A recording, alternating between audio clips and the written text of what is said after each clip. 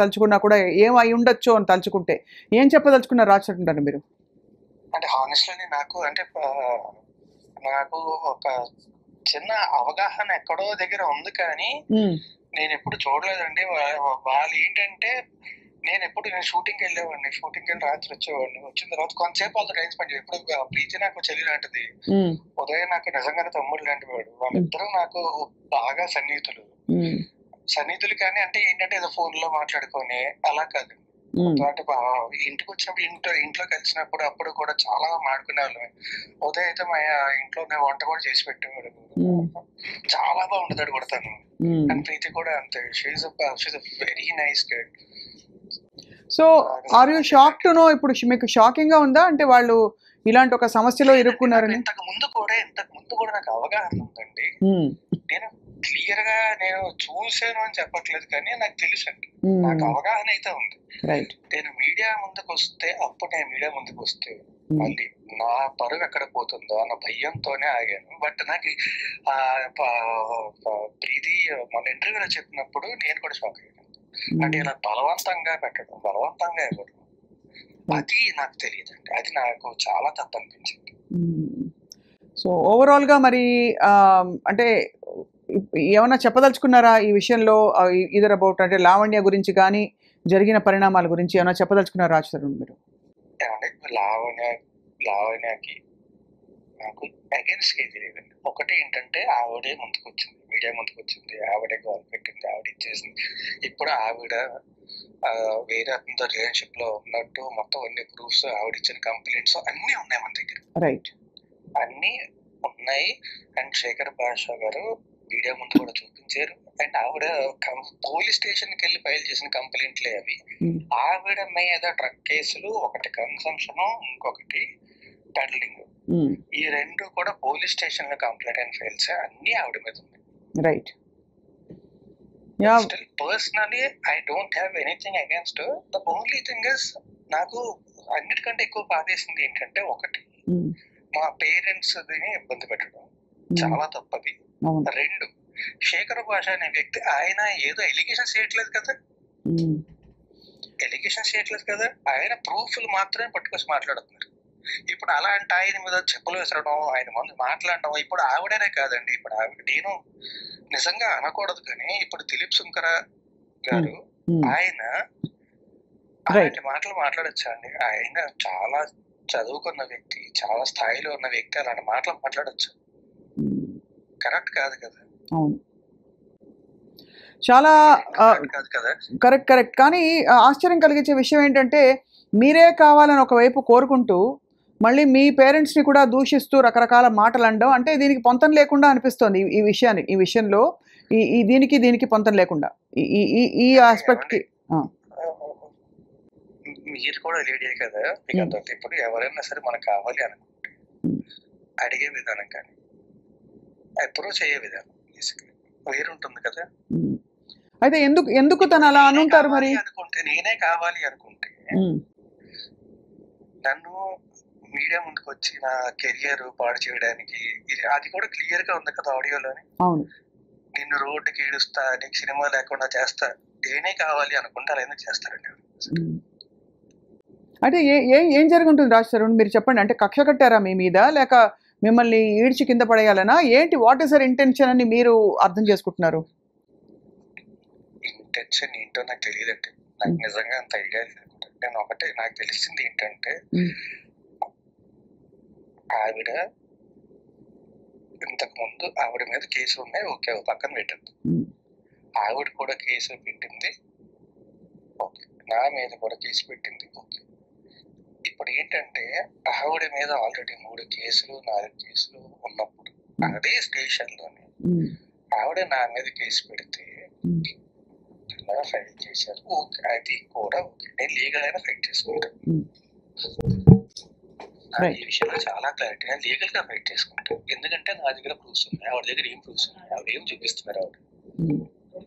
ఆవిడ చూపించేది అంటే 2014 2015 నేను క్లియర్ గా వచ్చి ఫస్ట్ నేనే మీడియా ముందుకు వచ్చి అందరికంటే ముందు మాట్లాడింది నేనే. 2014 నుంచి ఆవిడ 15 ఏళ్ళు 14 ఏళ్ళు కాదండి, రైట్. నేను 2012 చివరిలోని ఆల్మోస్ట్ 2012 అయిపోయే టైంకి హైదరాబాద్ వచ్చాను. అప్పుడు నేను సినిమాకి పనిచేయడం మొదలుపెట్టాను. ఆ తర్వాత ఆవిడ పరిచయం అండి. మా రిలేషన్షిప్ 2014 కాదు 2014 అండి. సినిమా రిలీజ్ అయిపోయి హిట్ అయిన తర్వాత మొదలైందంటే అది కూడా నేను ఒప్పుకుంటాను. రైట్. ఇందులో కూడా ఎలాంటి అబద్ధం లేదు. అప్పటి నుంచి 2017 టైంకి మా ఇద్దరి మధ్య ఎలాంటి, ఆ తర్వాత మా ఇద్దరి మధ్య ఎలాంటి ఫిజికల్ రిలేషన్ కానీ ఏమీ లేదు. అక్కడి నుంచి కూడా నేను ఇబ్బంది పడ్డాను.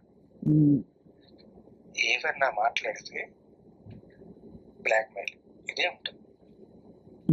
ప్రెస్ ముందుకు వెళ్తాను, ఇది చేస్తాను, అది చేస్తాను, రోడ్డు మీద ఎక్కుతాను, కాల్ చేస్తాను, నేను రోడ్డు గడిస్తాను చెప్పి.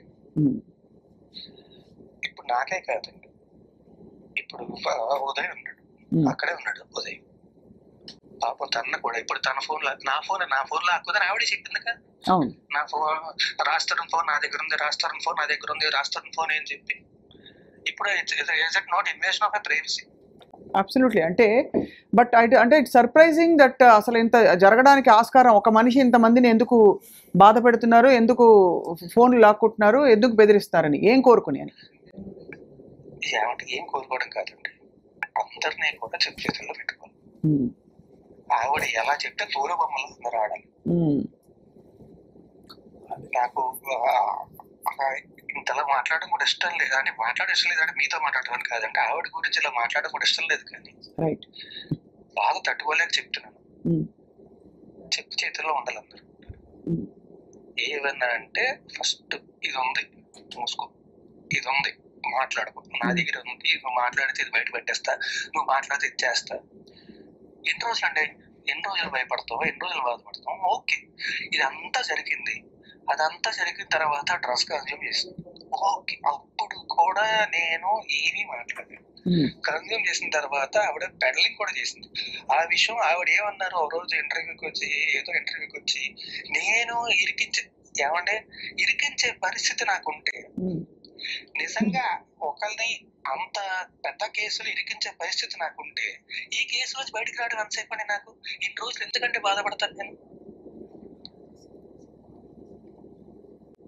రైట్. సో అయితే మొత్తానికి మిమ్మల్ని ఇంకా ఏ విధంగా ఇబ్బంది పెట్టారు ఆశ్రమం? లాస్ట్ క్వశ్చన్ ఇది. మీరు బహుశా షూటింగ్ ప్రమోషన్స్లో ఉన్నారో తెలియదు, కానీ మిమ్మల్ని ఏమైనా ఎప్పుడైనా బలవంతం పెట్టారా?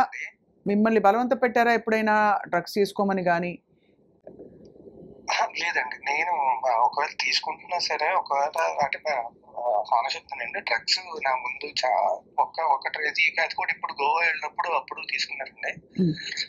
నా ముందు డ్రగ్స్ తీసుకునేది ఉండదండి. నేను ఉన్నప్పుడు ఏంటంటే ఇప్పుడు తీసుకోదు మోస్ట్లీ. నేను ఎప్పుడైనా లేనప్పుడు తీసుకుంటా తప్ప, నేను ఉన్నప్పుడు మాత్రం అంటే నేనేమంటానంటే, అంటే ఇప్పుడు మామూలుగా చాలా మందికి మన హైదరాబాద్ లోనే కాదు మన దేశంలోనే కామన్ అయిపోయిందండి జాయింట్ కొట్టడం అనేది. అది కొట్టినప్పుడు ఎందుకు వద్దు అనేవాడిని. రైట్. సో నా ముందు డ్రగ్స్ తీసుకునేంత నా ముందు తీసుకోదు. సో నేను పొద్దున్న వెళ్తాను. ఇప్పుడండి పొద్దున్న 5:30 మొదలు వెళ్తాం షూటింగ్ కి. వెళ్ళి వచ్చేసరికి మామూలుగా ఏంటంటే 6 కల్లా షూటింగ్ అవ్వాలి. నాకు 9:30 అవుతుంది ప్రతి రోజు కూడా. 1.5 కాల్ షీట్ ఉంటుంది. 9:30 అయిన వచ్చిన తర్వాత పడుకుని పోతారు. వీళ్ళు ఉన్నప్పుడు ఇప్పుడు ఉదయ్ ప్రీతిని కూడా ఇంట్లో కలిసాను. నాకు వాళ్ళిద్దరు చాలా సన్నిహితులు, చాలా బాగా తెలిసిన వాళ్ళు. చిన్నపిల్లలు ఎన్నేళ్ళమ్మా? ఉన్నప్పుడు ఏంటంటే నిజంగా చెప్తున్నానంటే, మా అయితే ఏముందో పెగ్గేసుకున్న తర్వాత పడుకుంటాం. నాకు ప్రీతి విషయంలో ఇలా జరిగింది అని చెప్పి ఇంత క్లియర్ గా నాకు ఇంటర్వ్యూ చూసిన తర్వాత తెలిసింది. అండ్ ఆవిడ చిన్నపిల్ల, చాలా తప్పది. చిన్నపిల్ల అసలు బేసిక్ గానే తప్పు. చిన్నపిల్లలు చూస్తే గుండె తరుక్కుపోతుంది చాలా. అంటే ఎవరికి ఈ వయసు కూతురున్నా కూడా చాలా బాధపడిపోతారు. ఆ ప్రీతి నిజంగా చెప్తున్నారు కదా, చెల్లి లాంటిది. ఆవిడ ఎంత మంచి మనిషి నాకు తెలుసు. ఎప్పుడు కూడా కనబడిన ప్రతిసారి కూడా అన్నయ్య అన్నయ్య అన్నయ్య అని పలకరిస్తూ ఉండేది. అన్నయ్య అంటూ మాట్లాడుతూ ఉండేది. సో ఇప్పుడు రాజ్ తరుణ్ మీరు ఏం చేద్దాం అనుకుంటున్నారండి? ఇప్పుడు ఇంత అనకూడదు కానీ ఇంత పెంట్ అయింది విషయం అంతా.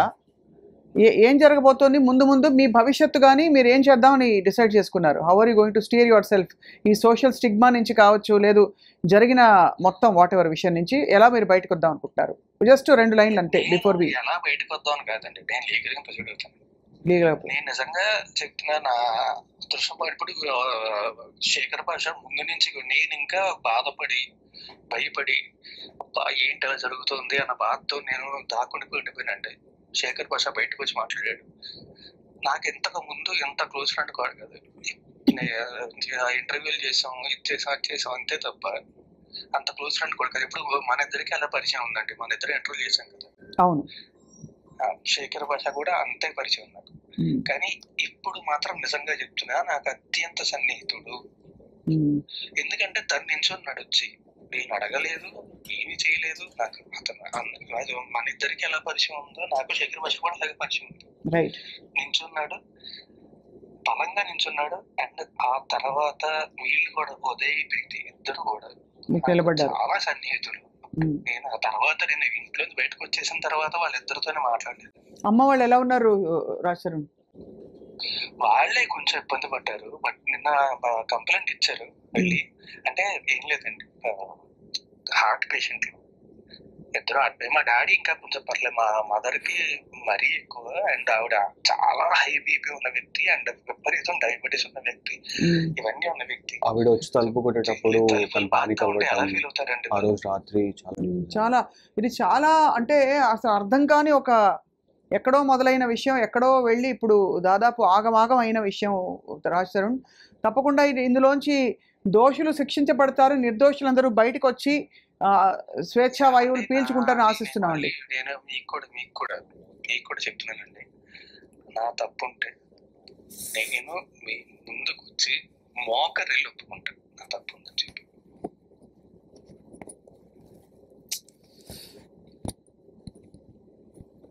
హలో, ఇది మాత్రం ఖచ్చితంగా చెప్తున్నాను నేను. రైట్, నా తప్పు ఉందంటే మీ ముందుకు వచ్చి మోకరిల్లు మరి ఒప్పుకుంటాను తప్పు.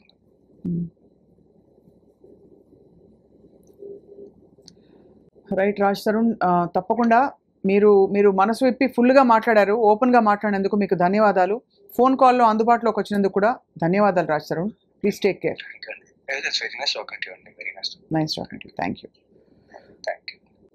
రైట్, అండ్ ఇప్పుడు ప్రస్తుతం మనతో పాటు ఉదయ్ అండ్ ప్రీతి ఉన్నారు. అంటే దాదాపు ప్రీతి, ఉదయ్, డైరెక్ట్గా I want to ask you కొన్ని క్వశ్చన్స్. ఈ ఫోన్ ఇక్కడ శేఖర్ భాషకి ఇచ్చేయండి.